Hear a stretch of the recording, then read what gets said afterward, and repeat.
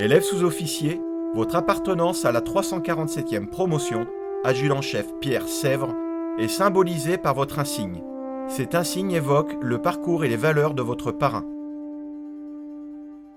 Sa forme est celle typique de l'insigne de votre école, l'École nationale des sous-officiers d'active. Le point armé d'un glaive représente votre formation de sous-officier. L'insigne du 114e régiment d'infanterie sur son fond gris et sa devise volontaire représente son engagement en 1944, pendant la Seconde Guerre mondiale, où il obtient une citation. La tête de panthère noire surnommée Bagheera représente l'insigne du 11e bataillon de parachutistes de choc, où il sert de 1948 à 1951, puis en 1956.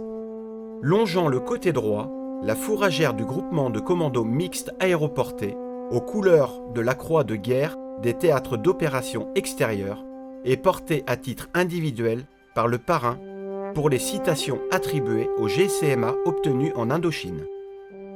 Le parachute rappelle l'insigne du groupement de commando mixte aéroporté, où il sert en Indochine de 1952 à 1954, où il obtient 3 citations. La Légion d'honneur orne le côté droit de l'insigne et le ruban de la médaille militaire le côté gauche. Le nom, adjudant-chef Sèvres, venant s'y inscrire en capitale noire.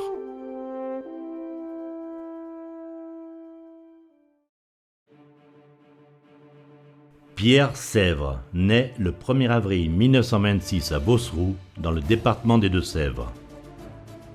Issu d'une famille modeste, son père Victor est cantonnier et sa mère Alice est cuisinière. Il s'oriente après ses études vers le métier de boulanger et commence un apprentissage, mais ce métier ne correspond pas à ses attentes. Il aime l'aventure, la nature, le sport et pratique le cyclisme à un très bon niveau. Au début de la Seconde Guerre mondiale, Pierre passe son adolescence en zone occupée. Patriote et très affecté par la présence allemande, il rejoint volontairement les forces françaises de l'intérieur le 1er juillet 1944 et sert dans l'armée secrète au Triangle 15 dans la région de Niort en Deux-Sèvres. Ce premier contact avec l'action lui ouvre la voie et c'est tout naturellement qu'il souscrit un engagement le 2 octobre 1944 pour la durée de la guerre au 114e régiment d'infanterie à Saint-Mexan-l'École. Dans la nuit du 15 au 16 août 1944, Pierre effectue l'enlèvement du dépôt de munitions du Triangle 15 qui avait été repéré par les Allemands la veille et de ce fait empêcher la destruction des munitions nécessaires à son groupe. Pour cela, il est cité à l'ordre du régiment le 25 octobre 1944 et décoré devant le front des troupes de la Croix de guerre 39-45 avec étoile de bronze. Nommé caporal le 1er août 1945, son contrat d'engagement pour la durée de la guerre est transformé en contrat de 4 ans au titre du 3e régiment de tirailleurs algériens. Nommé caporal-chef, il embarque pour l'Afrique du Nord le 23 avril 1946. Ses qualités physiques et de meneur d'hommes sont unanimement reconnues par ses chefs. Il est donc nommé sergent en mars 1947. Le 31 août 1948, il rengage au titre du bataillon de choc numéro 11 à Bonn et acquiert rapidement l'esprit para. Breveté parachutiste, il rejoint le 2e commando du 11e BPC de Perpignan, où il poursuit l'instruction spécialisée. Rustique et endurant, il suit la formation avec acharnement et passion, obtenant brillamment toutes les qualifications: tir, explosif, combat montagne à Montlouis, combat nautique à Collioure et technique commando. Sergent-chef le 18 décembre 1951, il se porte volontaire pour servir en Extrême-Orient. Le 4 avril 1952, il débarque à Saïgon et est affecté au groupement de commando mixte aéroporté. Après un mois de formation au Cap Saint-Jacques, il rejoint son antenne d'affectation dans la région des Hauts-Plateaux.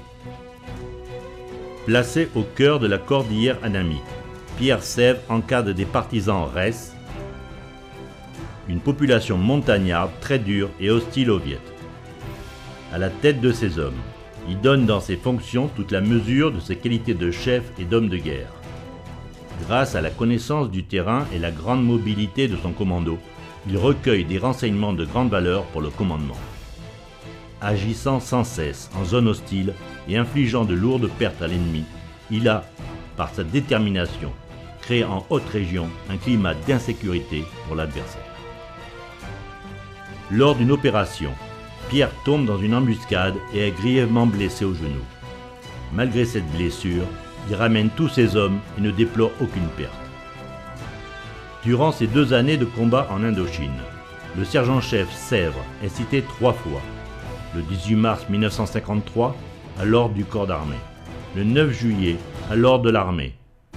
Le 26 décembre 1953, à l'ordre de la division, et se voit décerner la croix de guerre des théâtres d'opérations extérieures avec une palme, une étoile de vermeil et une étoile d'argent.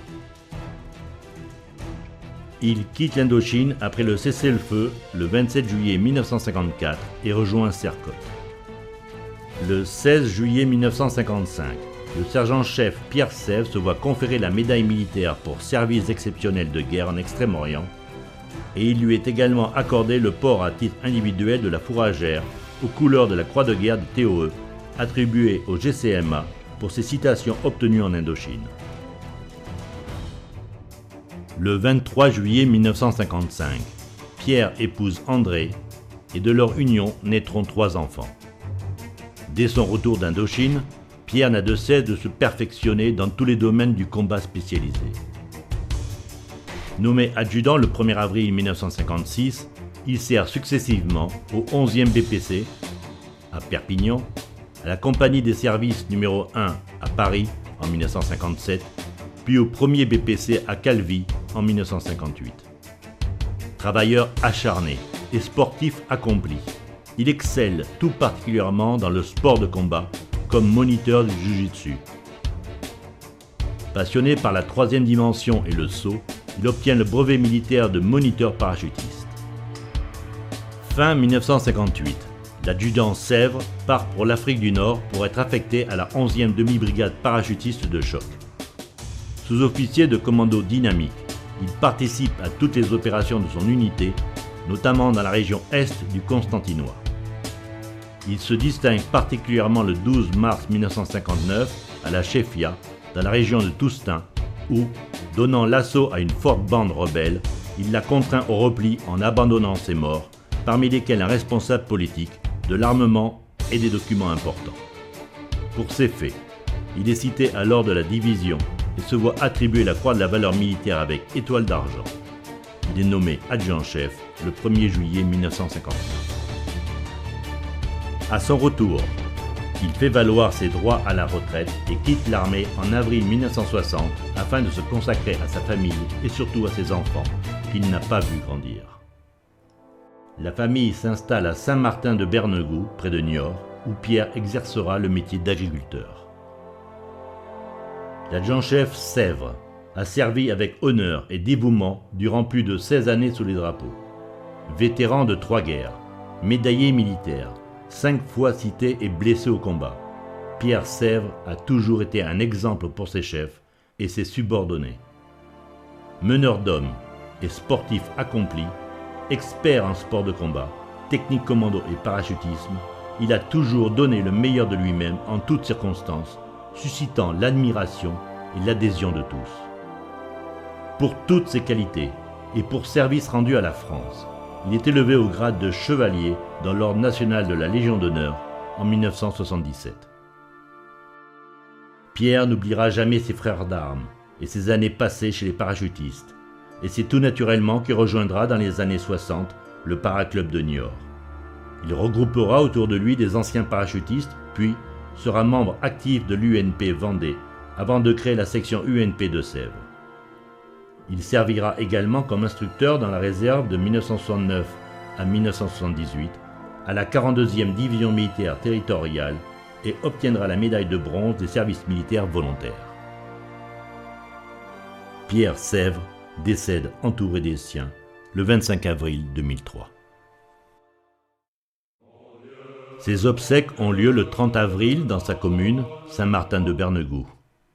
De très nombreux parachutistes et compagnons d'armes sont présents, ainsi que plus de 20 drapeaux d'associations patriotiques pour rendre un dernier hommage à ce héros modeste qui a servi la France avec honneur et dévouement, tant au combat qu'en travaillant la terre de sa ferme.